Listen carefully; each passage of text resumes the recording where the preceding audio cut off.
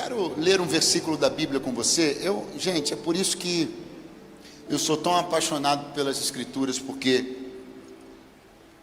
por mais que a Bíblia seja, vamos falar, aspecto material, é um livro grande? É um livro grande, é um compêndio de 66 livros, mas se você pensar o volume todo, é um livro grande, não é um livro pequeno, é um livro grande, mas não o suficiente para que não fosse ele o livro que é, você continuasse aprendendo com ele todos esses anos. Não há explicação lógica que pudesse dar conta de nos fazer entender como um livro, mesmo sendo grande, pudesse continuar nos mostrando coisas novas e abençoadoras, ano após ano, década após década, século após século, milênio após milênio. A única explicação para isso é que este não é um livro comum, esta é a palavra do Senhor nosso Deus. Quantos dizem amém por isso? Eu quero ler com você 2 versículos da Bíblia. Eu já os li muitas vezes, mas uma perspectiva simples, mas para mim diferente, o Senhor me apresentou hoje à tarde. Eu queria ler com você Filipenses capítulo 4, verso 13 e verso 14. Filipenses capítulo 4, versículos 13 e 14. O 13 é conhecido, mas pensa num versículo conhecido, demais, muito conhecido. Ele diz assim, posso todas as coisas naquele que me fortalece. Vamos repetir juntos o verso 13? No 3, 1, 2 e 3. Posso todas as coisas naquele que me fortalece. Eu queria que parasse aí no 13, vamos botar o 14 já, mas segura o 13 aí, para eu dizer uma coisa para você. Se você ouve alguém dizendo isso, se você abre uma carta endereçada a você, e você vê alguém escrevendo isso pareceria para você encorajador? Sim ou não? Sim ou não? Vamos de novo. Você abre uma carta endereçada a você, a pessoa que escreveu isso na carta para você. Posso todas as coisas naquele que me fortalece. Pareceria encorajador para você, sim ou não? Se você pensasse na condição dessa pessoa que escreveu isso, se você pensasse em como ela está se sentindo, como ela anda, como ela vai, a pessoa que escreveu isso, com base nisso daqui que ela acabou de escrever, você se sentiria preocupado com ela? Ou você ficaria tranquilo em relação à condição dela? Preocupado ou tranquilo? Preocupado ou tranquilo? Muito bom. Põe o verso 14 agora, por favor. Todavia, fizestes bem em tomar parte na minha aflição. Esse capítulo, ele é basicamente designado a uma expressão de gratidão do apóstolo Paulo em relação a ofertas que foram enviadas a ele por esta igreja, que não era uma igreja rica. Pastor, então havia igrejas ricas? Sim, esta não era uma delas. E o apóstolo Paulo vinha falando sobre a sua capacidade, sua habilidade de lidar com cenários diferentes na sua economia particular. Ele diz, olha, eu sei estar assim, eu sei lidar com isso, sei lidar com aquilo, quadros diferentes, cenários diferentes. Se tiver muito bom, ok. Se não estiver tão bom, sei lidar. Aí chega o 13, onde ele diz, encorajadoramente, posso todas as coisas naquele que me fortalece.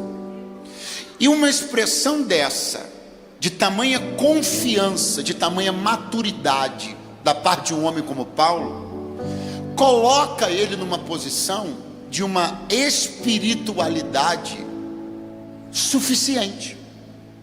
É como se ele dissesse que eu tenho com Deus, o Deus que me fortalece, eu posso tudo, eu posso todas as coisas.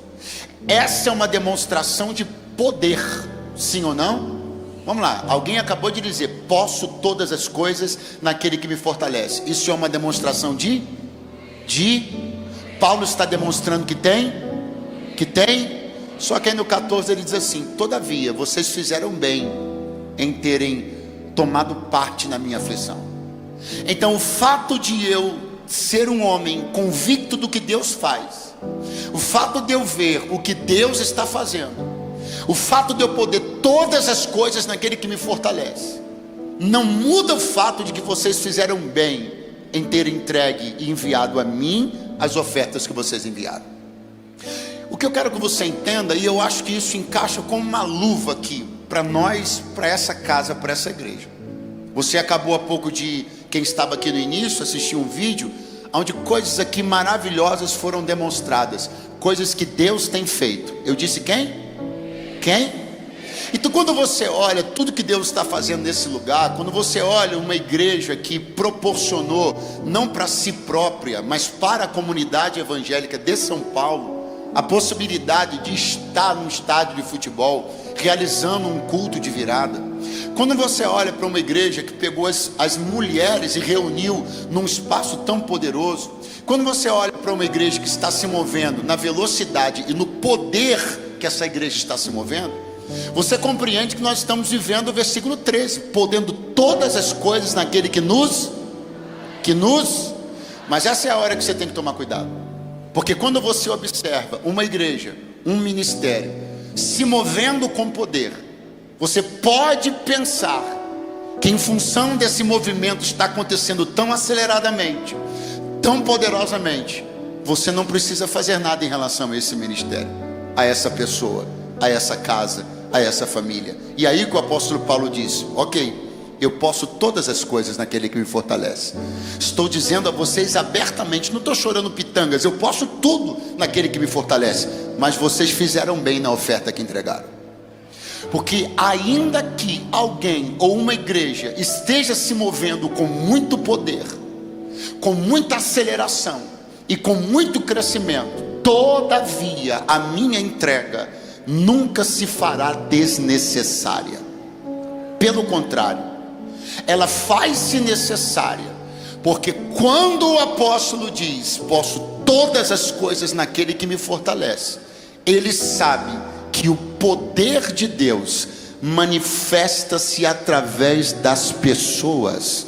Então é através de mim e de você que essa igreja vai continuar podendo tudo naquele que a fortalece.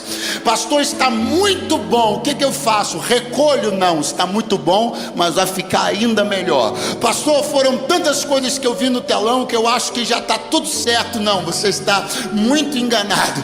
Nós ainda temos uma visão do Senhor para conquistar coisas maiores para o louvor da glória do nome daquele que deu uma palavra para essa casa.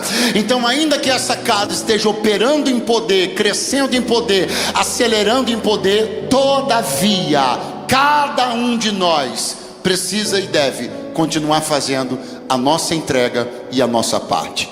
Até porque isso não é apenas sobre a realidade que é mudada de quem recebe, é a realidade que é mudada de quem entrega.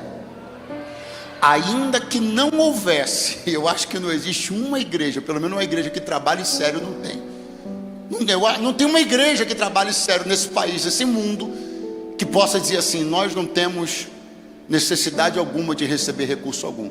Se não tem, é porque não tem projeto, porque todo projeto demanda recurso, então parou de sonhar, parou de projetar.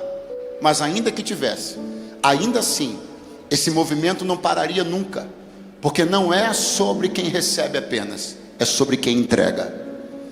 Aquilo que você está entregando muda, altera, aumenta, claro, mas não é só em quem recebe, é também em você que entrega.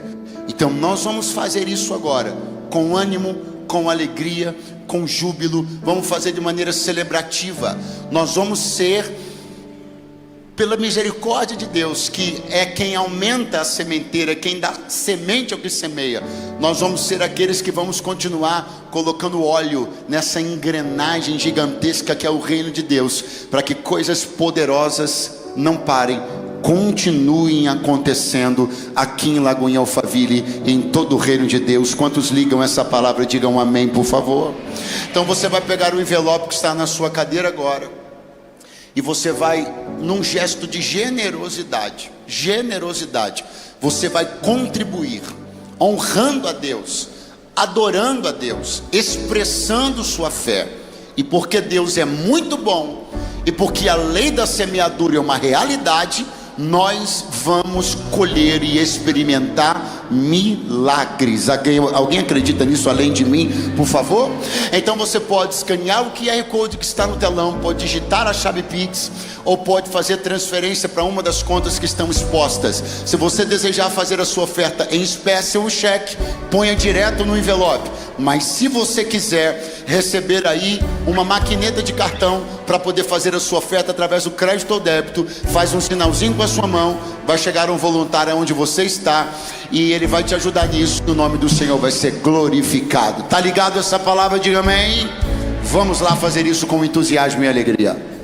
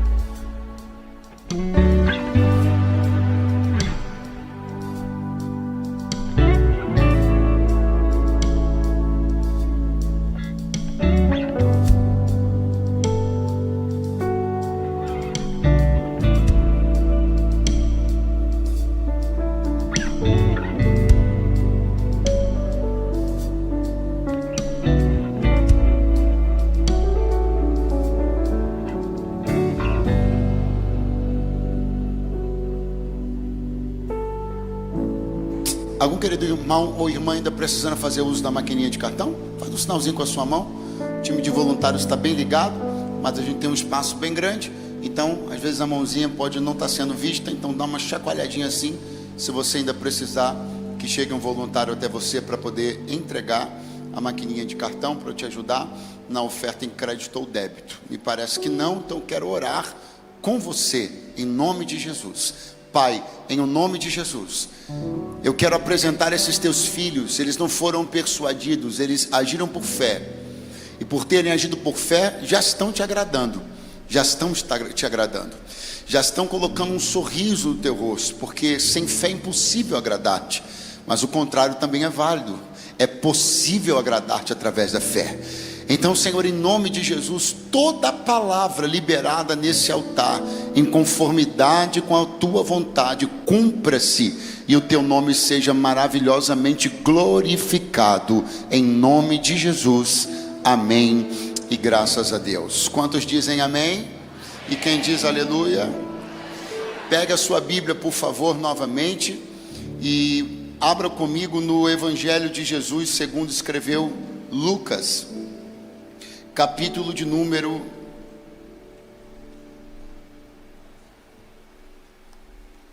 9. Evangelho de Jesus segundo Lucas, capítulo de número 9.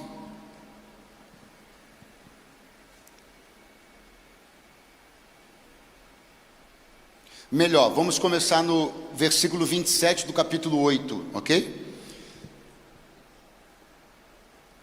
Está escrito: e em verdade vos digo, dos que aqui estão, alguns há que não provarão a morte, até que vejam o reino de Deus.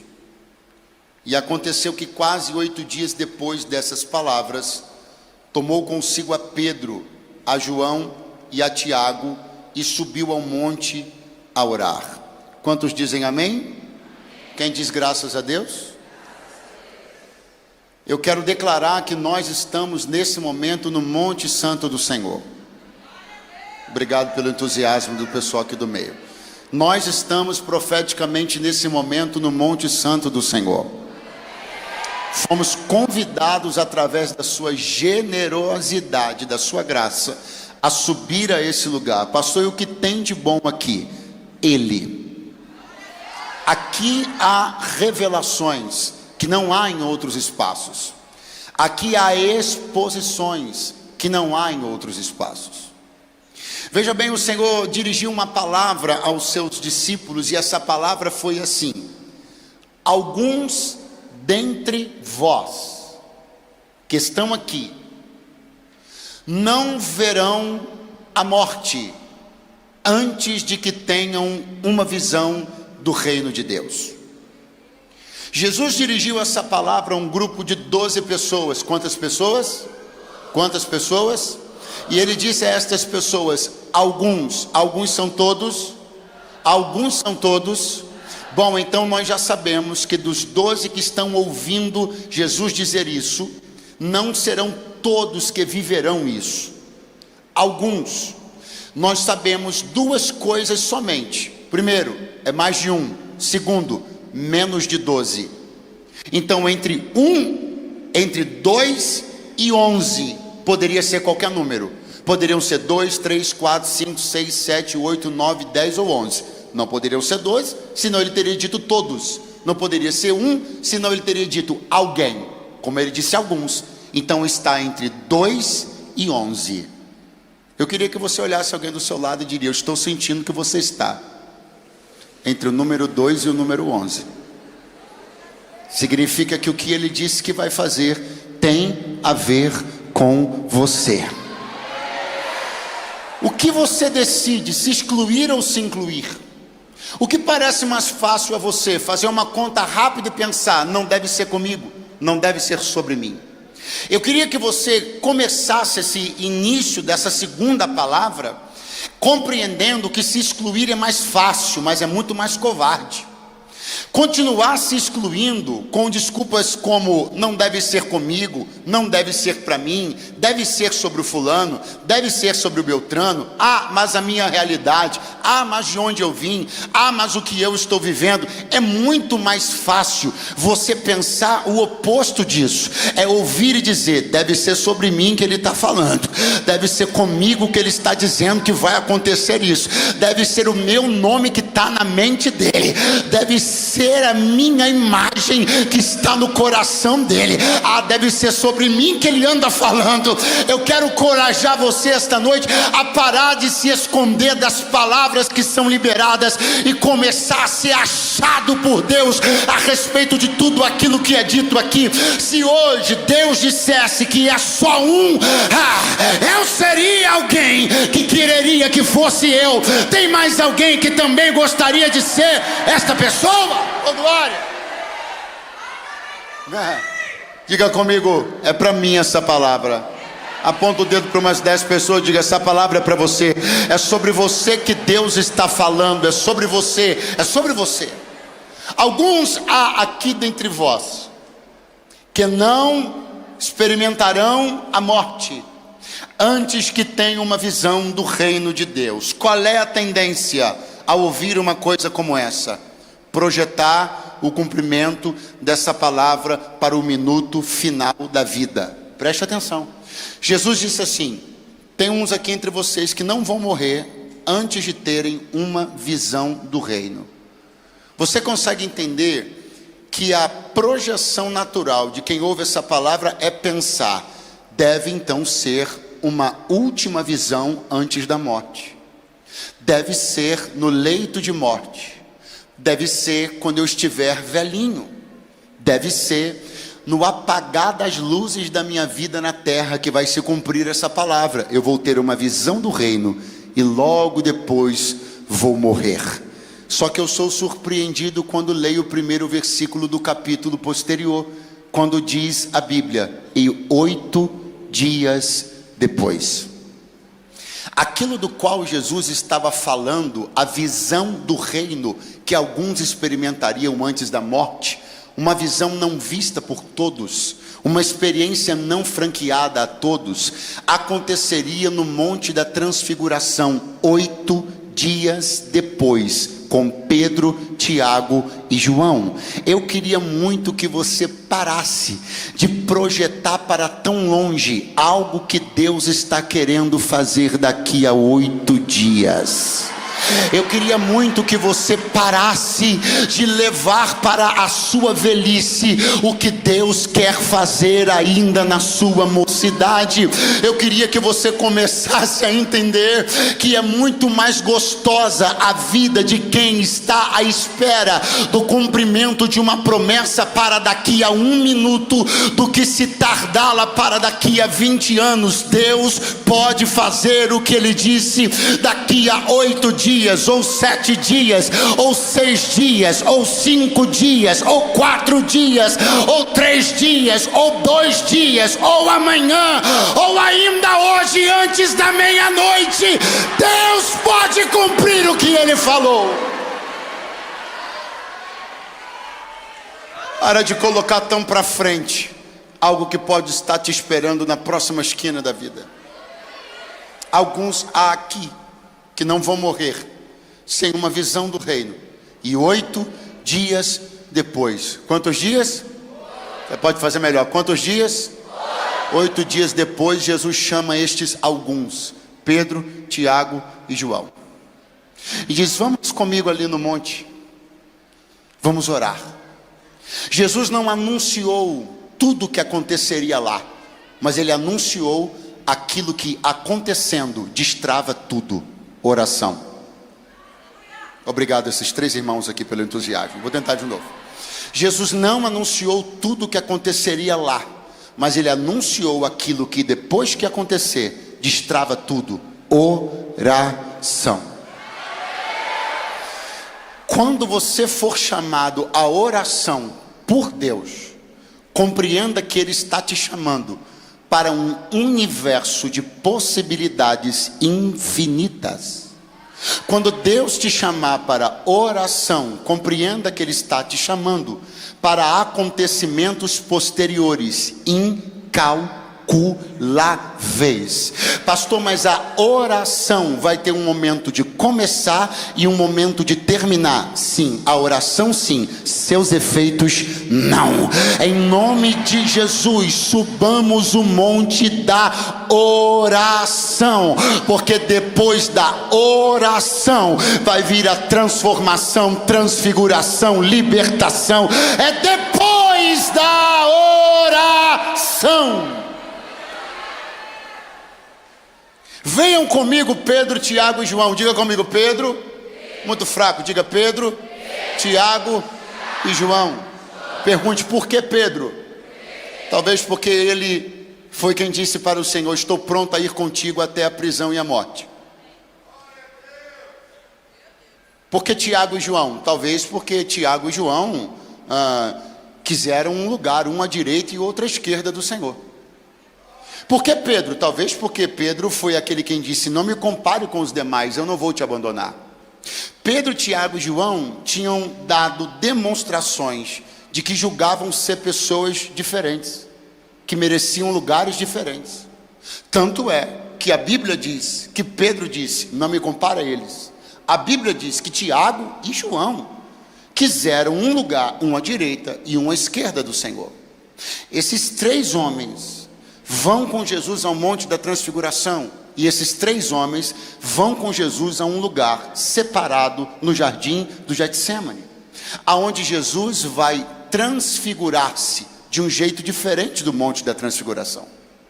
A verdade é que aos mesmos que Jesus deu o benefício de ver a sua glória, Ele também deu o desafio de ver a sua dor.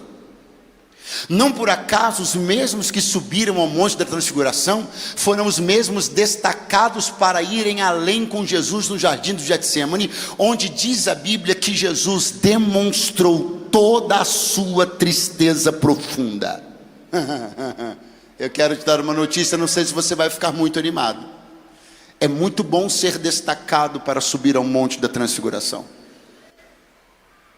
mas logo depois provavelmente você também será destacado a ir ao jardim do Getsemane. Só que nós gostamos de ser destacados apenas para as missões mais gloriosas. Queremos ver a face da glória, mas não queremos ver a face da dor. Queremos ser convidados para o casamento, mas não queremos chorar com os que choram no seu luto. E o Senhor me trouxe hoje aqui para dizer para você, já que você andou se achando tão especial, então tudo bem, vamos ao Monte da Transfiguração, mas você vai se mostrar especial também na hora de ver um aspecto de dor e sofrimento de pessoas que outros não estão preparados, porque aqueles a quem eu mostro muito da minha glória, eu conto muito com eles para ver o que ninguém está tendo coragem de ver. Os três vão subir com Jesus ao Monte da Transfiguração. Ali em cima vão acontecer algumas coisas fantásticas. Eu vou ser muito objetivo. A primeira delas é que Jesus vai se transfigurar. Você deve estar vendo isso toda hora, né? Porque você não falou nenhum amém. Vamos de novo. Jesus vai se transfigurar. Deixa eu ver se você se anima mais. O rosto dele vai resplandecer. E as suas roupas vão ficar tão resplandecentes que, diz um outro evangelista, nem o melhor dos lavandeiros conseguiria tirar um branco tão poderoso como ficou o branco das vestes de Jesus. É muito bom. Mas eu tenho uma outra coisa também não menos impressionante. Vão aparecer do lado dele duas grandes figuras do Antigo Testamento. Digo comigo, Moisés e Elias. Os dois vão aparecer no alto do Monte da Transfiguração, conversando com Jesus a respeito da sua entrega e morte em Jerusalém. Diante desse cenário extremamente complexo, absurdo, pentecostal, glorioso, etc, etc, etc, os discípulos estarrecidos com aquilo têm uma ideia, particularmente o apóstolo Pedro, e a ideia é: Senhor, bom é que nós estejamos aqui. Vamos fazer 3 tendas. Quantas tendas? Quantas tendas? Só que essa declaração deles ocorreu quando eles acordaram, porque eles estavam dormindo. Agora eu quero que você olhe bem para cá, porque eu preciso que você entenda uma cronologia. Eles subiram ao monte para orar. Eles não aguentaram e pegaram no sono. Quando eles acordaram, Jesus estava transfigurado. Significa que a última imagem que eles tinham de Jesus antes de dormir era a imagem normal. Quando eles acordaram, Jesus estava transfigurado. Você pode dizer amém? Pastor, então o sono não tirou deles a visão. Você está certo, não tirou a visão, mas tirou o momento da transformação. Porque se Jesus transfigurou-se, significa que isso aconteceu num momento. Quantos segundos? 3, 4, 5, eu não sei, mas eles não viram. Esse momento foi perdido, eles estavam dormindo. Quando eles acordaram, estava pronto. E eu quero que você entenda por que você não pode dormir. Porque embora seja muito bom ver uma coisa pronta quando você acorda, melhor ainda é ver a hora que a coisa mudou. Pega a mão de alguém que está do teu lado, vê se você acorda ele, dá uma chacoalhada e diga: você não pode dormir agora, você não pode perder as forças agora, porque você vai perder uma visão incrível e inesquecível. A hora que a coisa muda, a hora que a lagarta vira borboleta, você vai mudar a hora que você vai perder a hora que o casulo é rompido. Pastor, mas eu vou ver pronto, vai ser bom, vai ser ótimo. Melhor ainda é ver a hora que a chave vira, é ver a hora que o azeite é multiplicado. Eu não quero só ver pronto, eu quero ver a hora que a coisa acontece. Aleluia. Você não vai abrir os olhos quando alguém estiver mudado. Você vai enxergar cada capítulo desse processo. Eu vou tentar de novo. Você não vai abrir os olhos e acordar quando alguém já tiver transformado. Você vai enxergar cada minucioso e glorioso capítulo desse processo. Quem está acordado não perde as nuances. Quem está acordado não perde os detalhes. Quem está acordado vê o embranquecimento da roupa. Quem está acordado vê a iluminação do rosto. Quem está acordado vê degrau por degrau, processo por processo, de fé em fé, de glória em glória. Não perca essa visão, ela vai marcar a sua vida para sempre. Aleluia.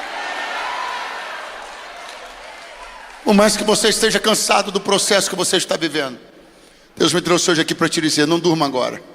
Você vai perder uma visão inesquecível a hora que a coisa acontece.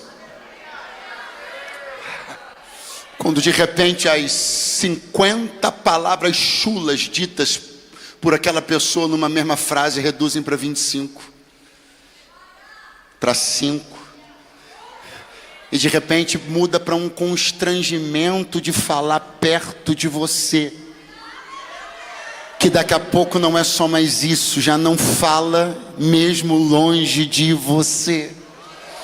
E alguém que saía todo final de semana vai sair só 3. E de repente vai ficar com vontade de ir só em 2. De repente vai de vez em quando. E de repente domingo está do teu lado dizendo glória a Deus e aleluia. Não perca a visão! Glória!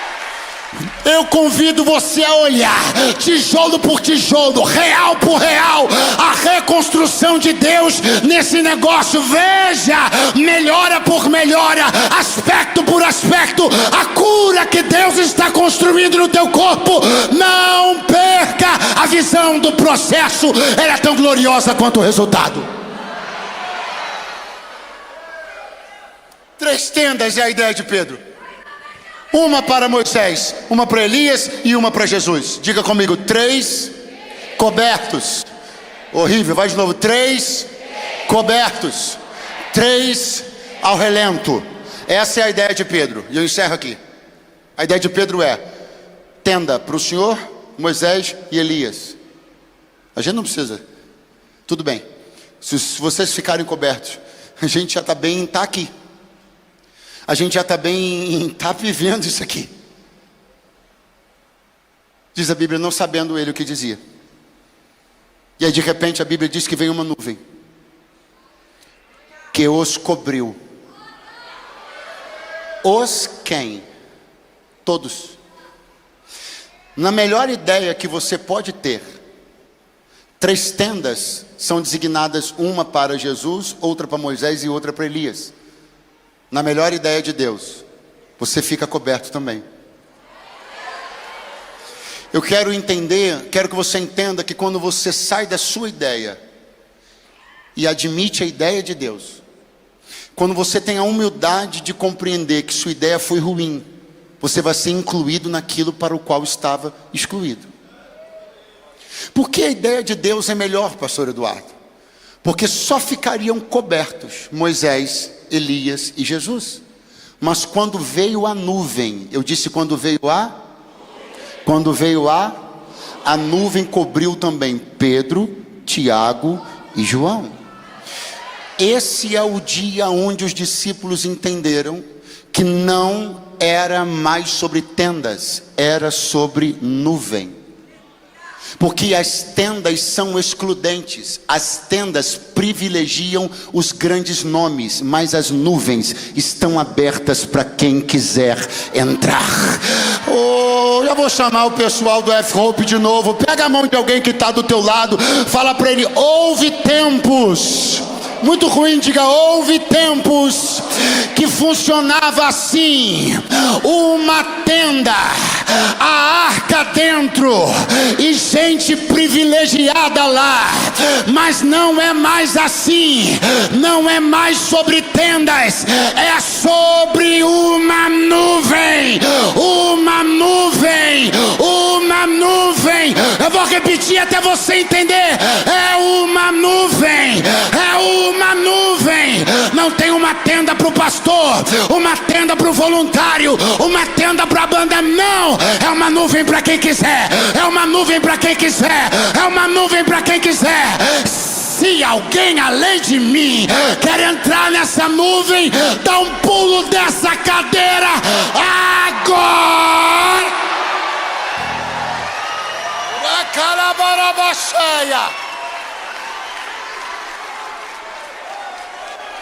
Pastor, mas eu vi um negócio, eu estava ali, eu fui de um lugar, mas a minha caminhada, mas e tal, e aí tudo parecia tão difícil, tudo parecia tão inacessível. Mas não, você tem que quebrar essa mentalidade, você ainda está como discípulos ainda.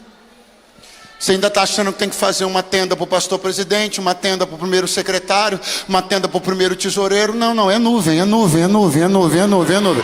É nuvem, é nuvem, é nuvem, é nuvem, é nuvem. Se alguém tem coragem de levantar a mão, penso que seja uma boa hora. Rompa com a mentalidade da tenda, que coloca os nomes para dentro e você para fora. E começa a entender que nós estamos no tempo da nuvem, o tempo da nuvem. Rompa com a mentalidade da tenda, que coloca os grandes vultos para dentro e as pessoas comuns para fora. É o tempo da nuvem, é o tempo da nuvem, é o tempo da nuvem.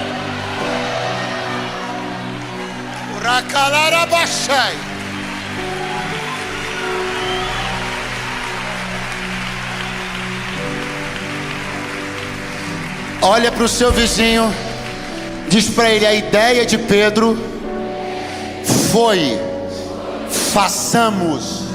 Então quem seriam os construtores das tendas? Eles. Quem seriam? Então a tenda seria construída pela mão dos apóstolos.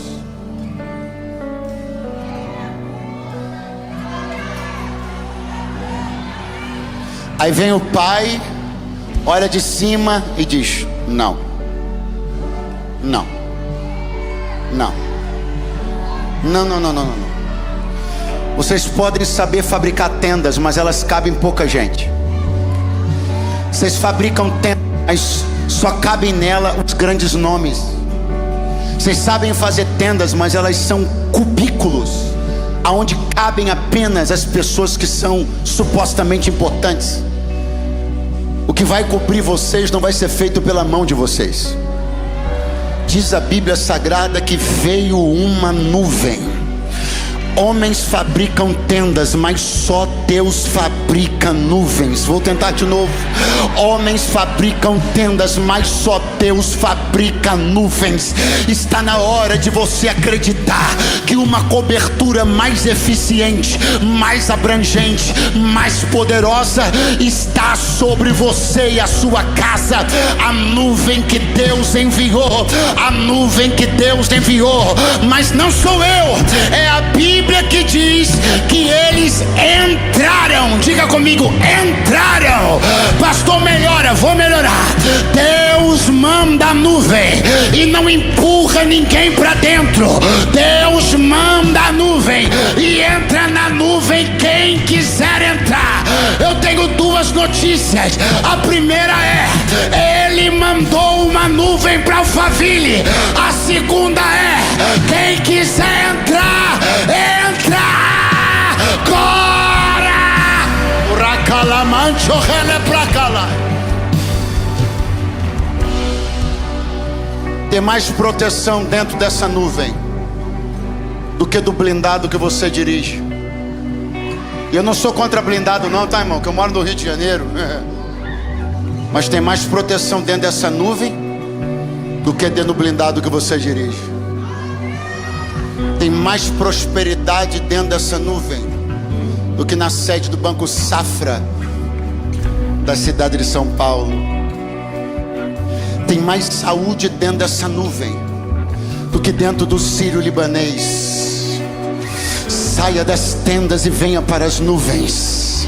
A nuvem da glória de Deus está sobre nós. E se eu fosse você, eu estaria de mãos levantadas para cantar, mãos levantadas para atrair a presença de Deus, mãos levantadas para desejar entrar nessa nuvem, mãos levantadas. Oh Senhor, eu estou fechando a caixa de ferramentas, estou guardando a furadeira, estou guardando a chave de fenda. Eu não quero me atrever a construir tendas em tempos aonde o Senhor quer mandar uma nuvem. Me perdoa, Senhor, eu fui tolo, fui ingênuo, eu não quero te atrapalhar.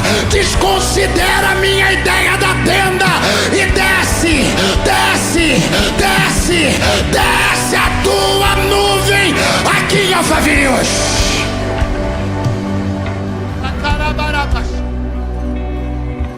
Sabe o que eu gostaria que você fizesse? É sério. Peça perdão para Deus agora. Pastor, pelo quê? Eu acho que razão não falta, né? Mas eu vou te dar uma em particular. Peça perdão pela ideia horrível que você teve. Peça perdão pela ideia limitada, tacanha, tosca que você teve. Fala para Deus que você foi ingênuo. Fala para Deus que você foi inocente. Ou fala para Deus que você foi tolo. Diga para Ele como a sua ideia da tenda foi ruim. Como você entende que o que Ele quer fazer é maior. O que Ele quer fazer é mais amplo. O que Ele quer fazer é mais poderoso. O que Ele quer fazer é mais inclusivo. O que Ele quer fazer é mais abrangente. Oh, libere palavras de glorificação ao nome do Senhor. Libere palavras de adoração ao nome do Senhor. Eu creio que ainda há uma nuvem para pousar. Tem uma que já pousou, mas eu sinto que tem uma outra que ainda vai pousar. Oh,